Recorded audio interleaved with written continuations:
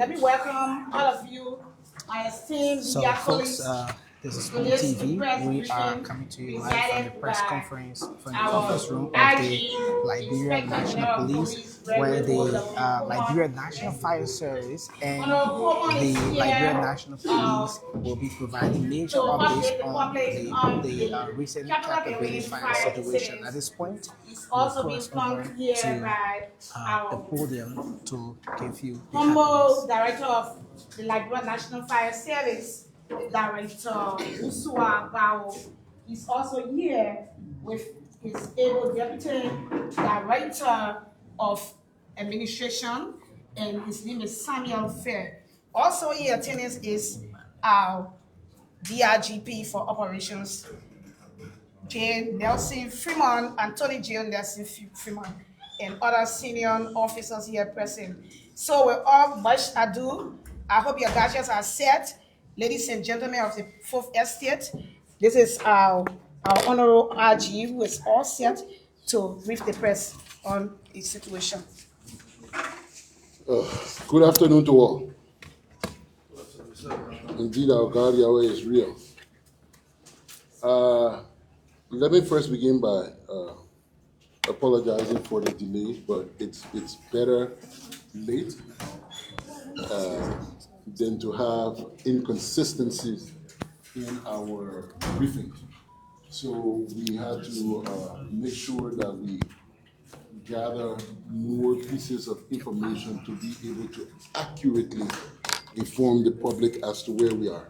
We are very much aware of the eagerness in the general public to hear about developments as far as the fire situation at the Capitol building is concerned.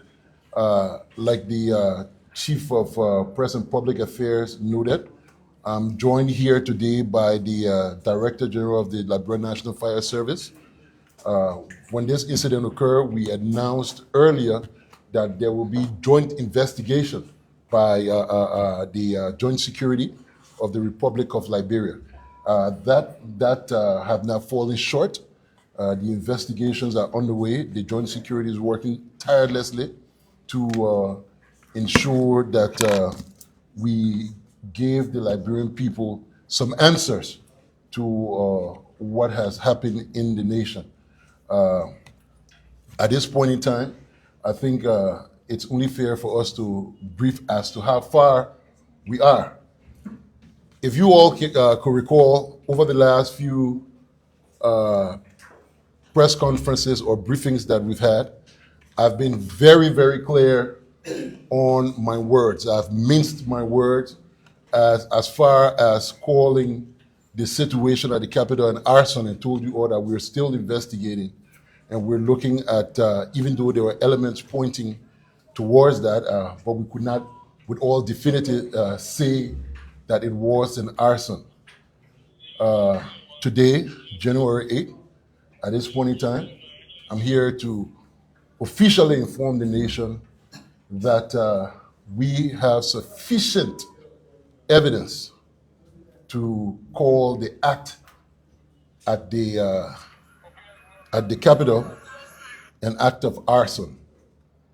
The Chief of Fire Service is here. He will throw some light on it, and then I will also follow up on some briefings as per the establishment of motive and intent and possible collaborator, conspirators, and executioners of this horrific incident at the Capitol, which is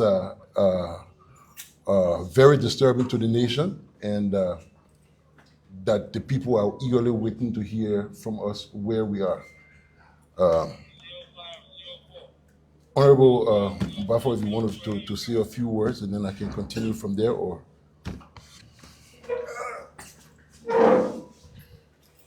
Thank you, RG. Good afternoon. I know many of you been calling me, asking why we have not said anything. You know, when it comes to investigation, there are a lot of things involved. So you got to take your time to go, through it so that we can get the facts out. Like you said, we have almost at the point of conclusion, and from our observation on the Capitol building, there were flammable substance used to allow in the cause of fire there.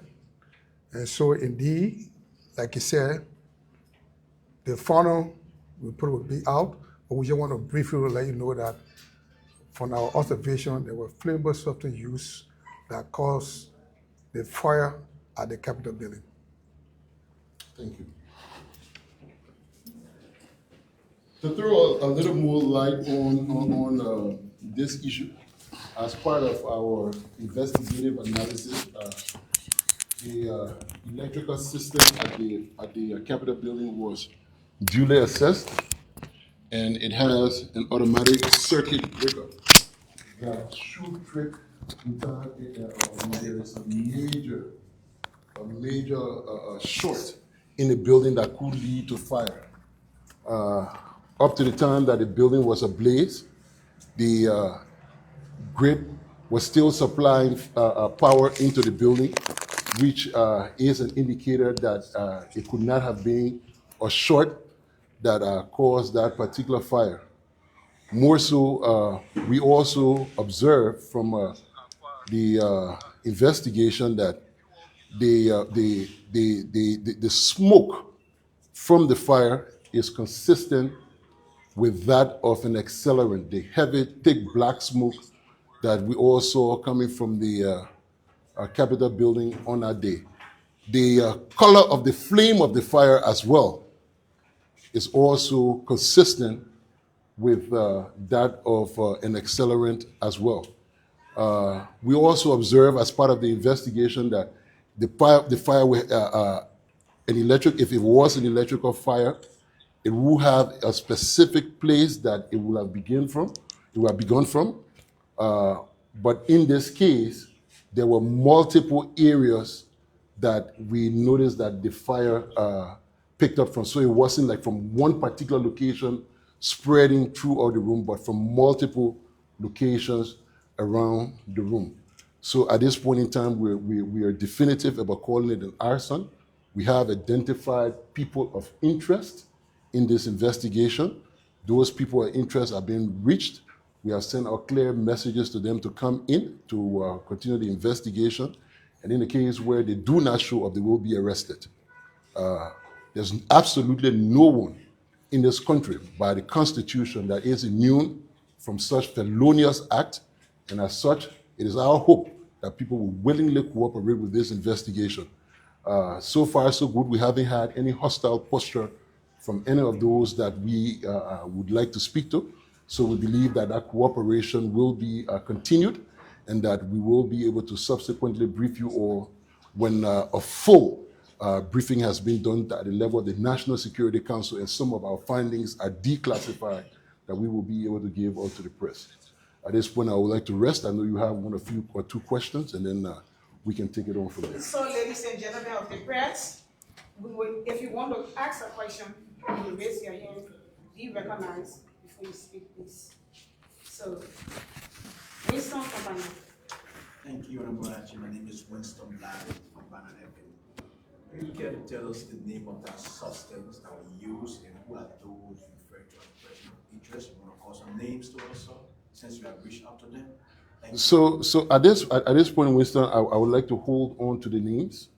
Like I said, we have a detailed briefing to give to the. For now, the briefings are still classified. When we make that presentation at the level of the National Security Council, they will authorize a level of declassification, at which point in time we will be able to reach out and inform the public. But in addition to just the issue of the color of the and said as to how much we could do, so we got the EPA involved and we have LPRC involved. The both bodies corroborated the presence of flammable substances in that particular container that was found at the Capitol as well. Like I say, those who did the act, they know themselves, and it's my hope that they will start to come in, because if you don't come, if you don't cooperate, we'll go for you, and they know themselves. Fabine, So, my name is Fabine and I report for LBS. My question has to do with your previous press conference last week. Yes, please, Where Fabine. you mentioned about foreign experts coming in to determine the cause of the fire. And I remember during our press conference, there was some limitation to our Yeah. fire service. So why now, today, our fire service is coming in with the investigation and not the foreign experts that you earlier talked about? So, Fabien, thank you. That's an excellent question. The scene is still preserved, just as was from the day of the occurrence. We're still waiting experts to come in to also look at the pieces of evidence. But from the day that that incident occurred, based on the expertise available on the ground, we knew that the occurrences were consistent with that of an arson. We pulled back a bit to see if we could get additional expert advice before we could call it that. But the fire investigation is also being done in line with criminal investigation.